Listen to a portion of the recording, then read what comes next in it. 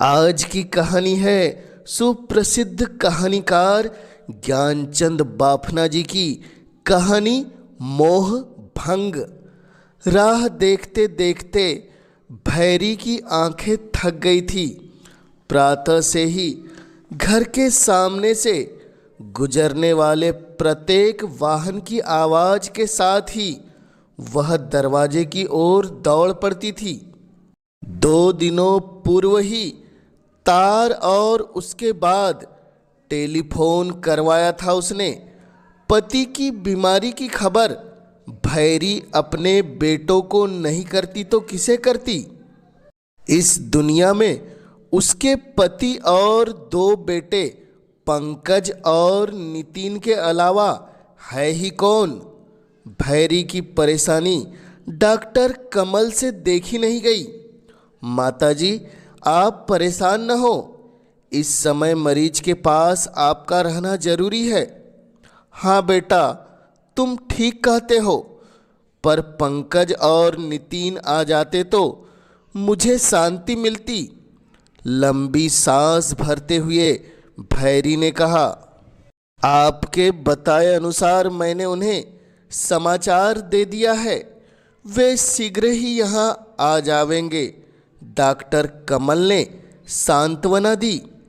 भैरी ने एक लंबी सांस छोड़ी, डॉक्टर की तरफ देखा और मरीज के पास पड़ी कुर्सी पर निढाल होकर बैठ गई। पंकज और नितिन उसके लड़के थे।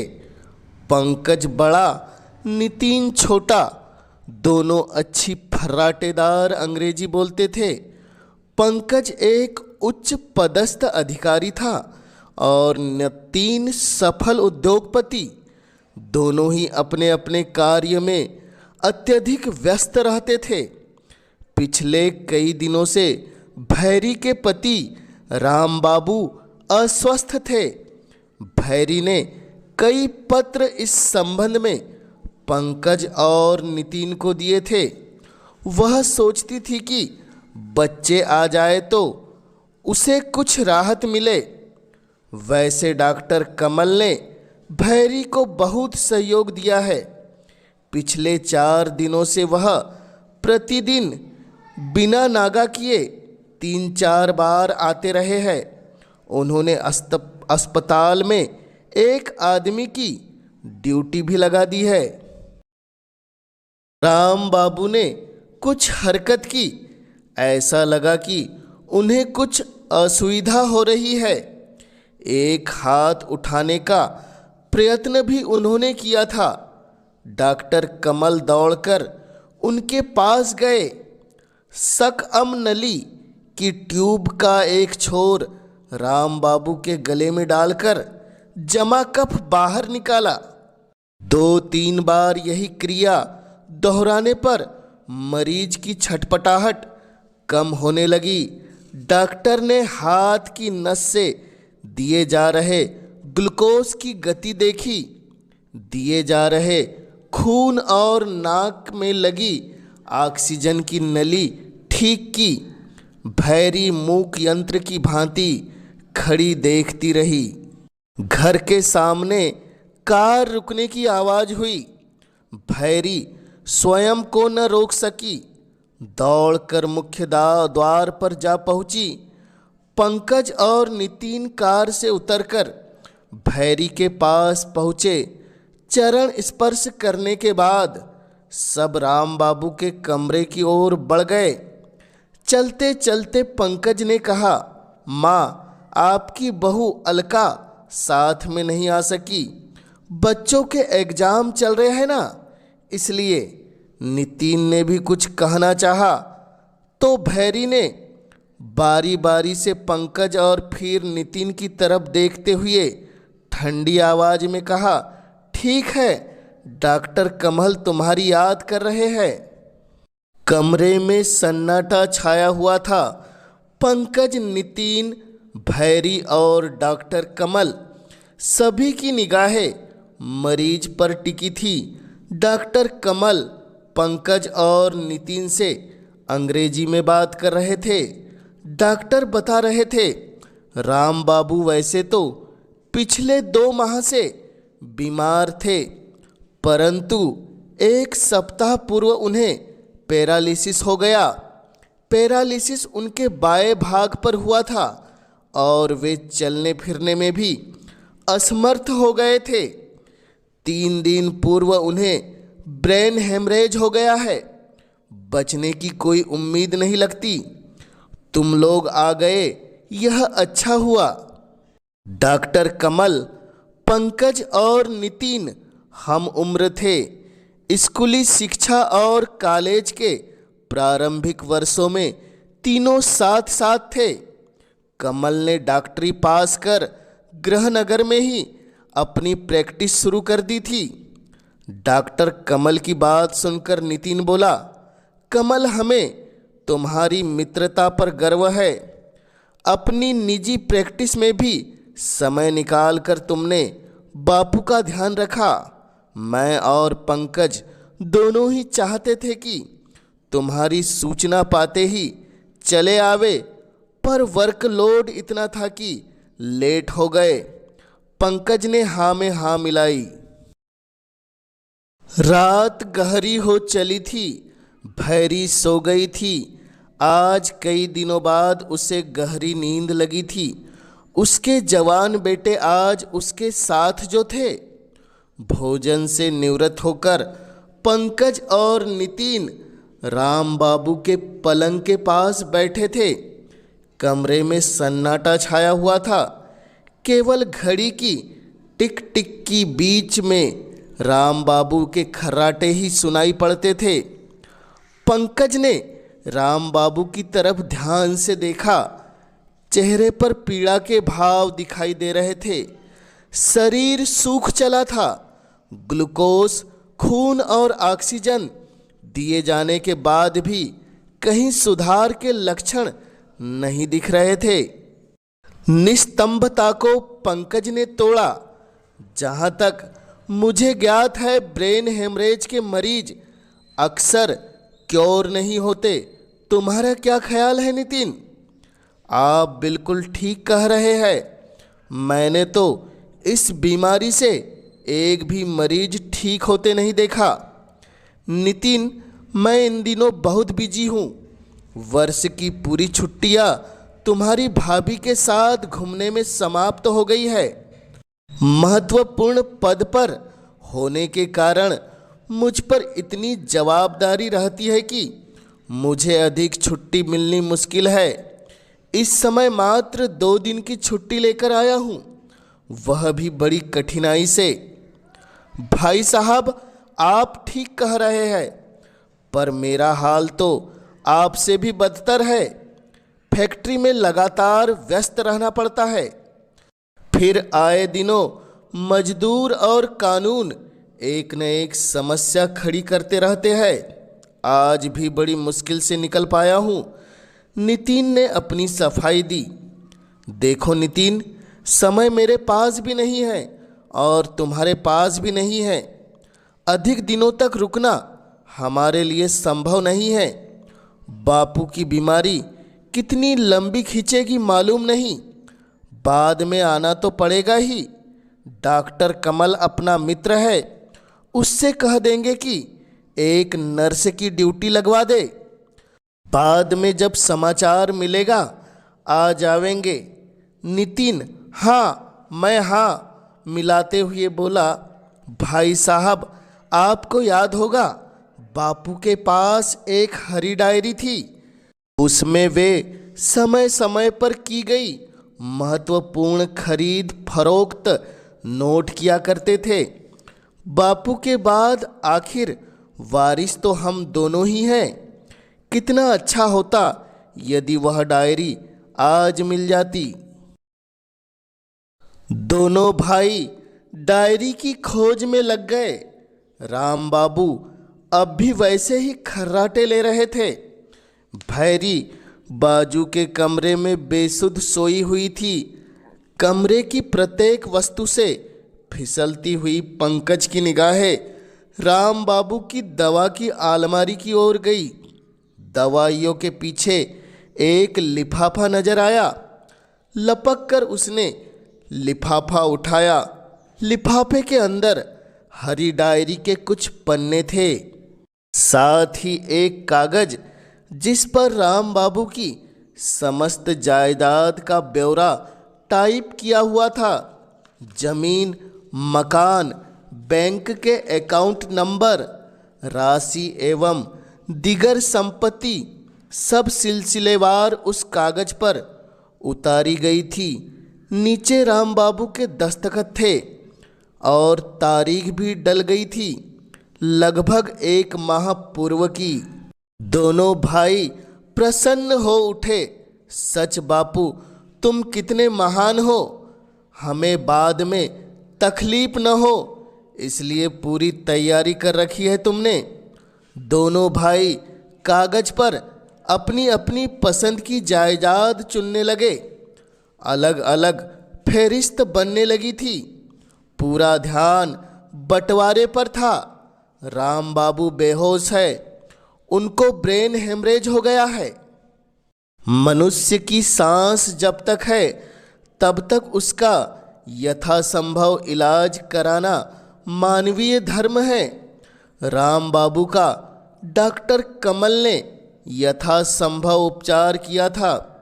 इसे डॉक्टर की मेहनत समझे अथवा नियति का चक्कर, राम बाबू की चेतना उस समय से लौटनी प्रारंभ हो गई थी जब पंकज और नितिन भैरी के साथ भोजन करने गए थे।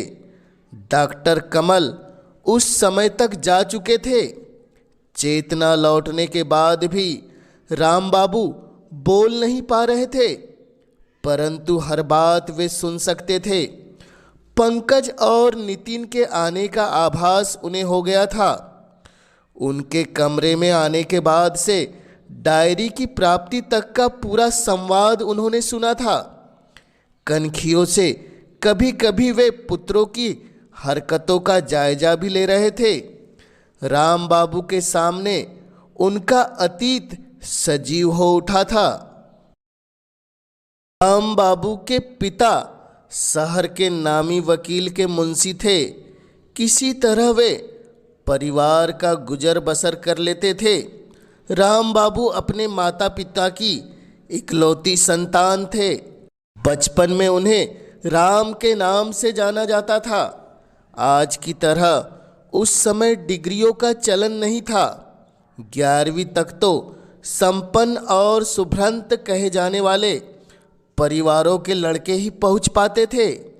बालक राम के मन में प्रारंभ से ही पढ़ने की तीव्र लालसा थी। पिता की मुंशीगिरी उसे पसंद नहीं थी, परंतु पानी के अभाव में सूखता पौधा कितना बढ़ता। 7वीं पास करते करते मुंशी जी ने राम की नौकरी लगवा ही दी। जिला कचहरी में कार्यरत राम की शादी कुछ ही वर्षों के बाद भैरी से कर दी गई। समय का प्रवाह राम के विचारों को बांध नहीं पाया। वैचारिक कुंठा में पला बालक जब यौवन की दहलीज पर पहुंचकर विज्ञान की पराकाष्ठा पर पहुंच रही सुबह की किरणों के दर्शन करता है, तब या तो वह कुंठा के वशीभूत होकर परिस्थितियों से समझौता कर लेता है, अथवा कुंठा की जकड़ से बाहर आकर जितनी तेजी से दौड़ सकता है दौड़ लगाने लगता है। यही हाल राम का हुआ था। विभागीय परीक्षा देते देते और पदोन्नत होते होते राम बाबू बाबू बन गए थे। फिर पंकज और नितिन आ जाने से राम बाबू का परिवार बढ़ा। राम बाबू नहीं चाहते थे कि उनके बच्चे बचपन से ही किसी वस्तु का अभाव अनुभव करे। वे चाहते थे कि उनके बच्चे अंग्रेजी माध्यम से ही शिक्षा प्राप्त करे। यह विडंबना ही है कि आज भी अंग्रेजी का सिर गर्व से तना हुआ है। हिंदी के पक्ष में दलीलें हम ऊंची ऊंची देते हैं, ठीक पलाश के फूल जैसी, जिसके फलने के साथ ही आधार के पत्ते झड़ने लगते हैं और देखते ही देखते तेजी से फलता फूलता वृक्ष पुनः ठूठ दिखने लगता है। वस्त्रों से आदमी का व्यक्तित्व निखर जाता है। इस आधार पर राम बाबू नहीं चाहते थे कि पंकज और नितिन वैसे ही गंदे हाफ पैंट, फटी कमीज पहनकर नंगे पैर स्कूल जाए जैसा वे स्वयं जाते थे। किसी खैराती स्कूल में बच्चों को भेजना वे बच्चों के भविष्य का अपमान समझते थे। उन्हें याद था जब वे एक ऐसे ही खैराती स्कूल में दाखिल कराए गए थे और भाषा के नाम पर उसी दिन उन गंदे शब्दों का प्रयोग उन्होंने उन बच्चों से सीख लिया था जिनके पिता ताड़ी पीने के बाद उन शब्दों का प्रयोग किया करते थे। बच्चे देश के भावी कर्णधार है। उनकी उन्नति से ही सर्वत्र उन्नति संभव है। इसी कहावत को चरितार्थ करने में राम बाबू जुट गए थे। उन्होंने वही आचरण अपनाया जिसकी धुरी पर विश्व घूम रहा है। बच्चों को कॉन्वेंट स्कूल में भर्ती करा दिया था। रोज जब तक राम बाबू ऊपरी आमदनी नहीं कर लेते उन्हें संतोष नहीं होता था। विभागीय परीक्षा पास करते करते और प्रमोशन पाते पाते राम बाबू उच्च अधिकारी बन गए थे। अधिकारी बनते ही प्रदत्त शक्तियों को नियंत्रण में रखना उनके लिए कठिन हो गया था। बच्चों का अभाव रहित भविष्य सदैव उनकी आंखों में झूलता रहता था। अपने बचपन की कमियां वे बच्चों के जीवन में नहीं आने देने हेतु कृत संकल्पित थे। अतः समस्त नैतिकता को परे रखकर उन्होंने चारों ओर से धन बटोरने का कार्य किया। यह उनका सौभाग्य ही कहा जाएगा कि उनके पास सदैव ऐसे विभाग रहे जहां उनकी मनोकामना पूर्ण होने की स्थिति बनती गई। पंकज इंजीनियर बन गया था। अच्छी खासी नौकरी भी लग गई थी। नितिन ने सीए करने के बाद फैक्ट्री लगा ली थी। आखिर राम बाबू ने बच्चों के इन्हीं दिनों के लिए तो सब कुछ किया था। राम बाबू सेवानिवृत्त हो गए थे। सेवानिवृत्ति के पश्चात उन्होंने अनुभव किया कि पद पर रहते हुए उनको जो मान प्रतिष्ठा थी वह अब नहीं रही। वे सब लोग जो राम बाबू को सर आंखों पर रखते थे उनसे किनारा काटने लगे थे। उनके प्रति लोगों के विचार अच्छे नहीं थे। पद के दुरुपयोग की चर्चा उनके मुंह पर भी करने से लोग नहीं चूकते थे। राम बाबू के मन की पीड़ा हुई। सोचा चलो बच्चों के पास चले। यद्यपि पंकज ने उनका खुले हृदय से स्वागत किया था, पर कुछ ही दिनों के बाद उन्हें भैरी परेशान नजर आई। पीढ़ी के अंतर के प्रभाव को भैरी भला क्या समझ पाती। पंकज को पालकर बड़ा करने वाली भैरी बहू को पुराने ख्यालों की फूहड़ महिला लगी। कल्चर न सोसाइटी और न अंग्रेजी का ज्ञान। अलका भैरी को सास कहने से भी शर्माती थी। नितिन के घर काफ़ी रौनक थी। उद्योग जब फलने फूलने लगता है तो उद्योगपति का वैभव छलक उठता है। लेकिन भैरी वहाँ भी न रम सकी। बड़े घराने की बहू के समक्ष भैरी की संपन्नता बौनी सिद्ध हुई।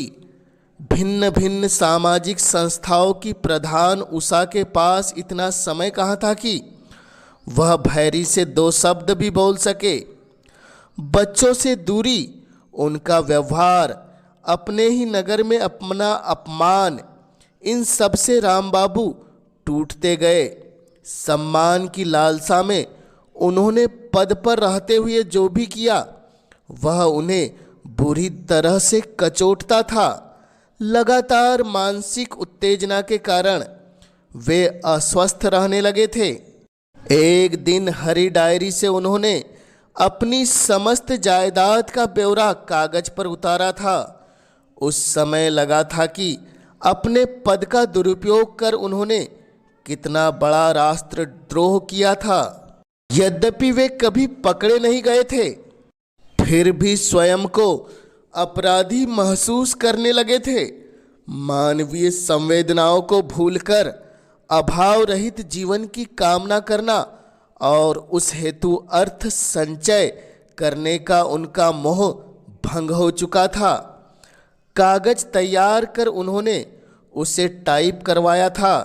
एक प्रति दवा की अलमारी में रख अन्य प्रतियां एवं कागजात लेकर वे वकील के पास गए थे।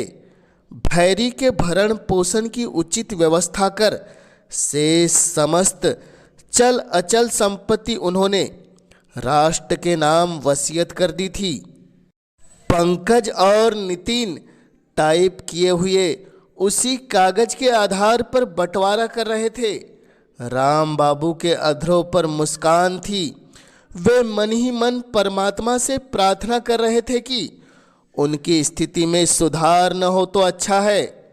उन्होंने आँख खोली, हंसने की चेष्टा की और फिर चिर निद्रा में लीन हो गए। यह कहानी आपको कैसी लगी कमेंट्स के माध्यम से हमें ज़रूर बतलाएं और जन जन तक हिंदी साहित्य की गाथा को पहुंचाने में अपना योगदान देने इस चैनल को अवश्य सब्सक्राइब कीजिए, ताकि आपके सहयोग से मैं हिंदी साहित्य की महान रचनाओं को जन जन तक पहुंचाने के लिए हमेशा उत्साहित रह सकूं।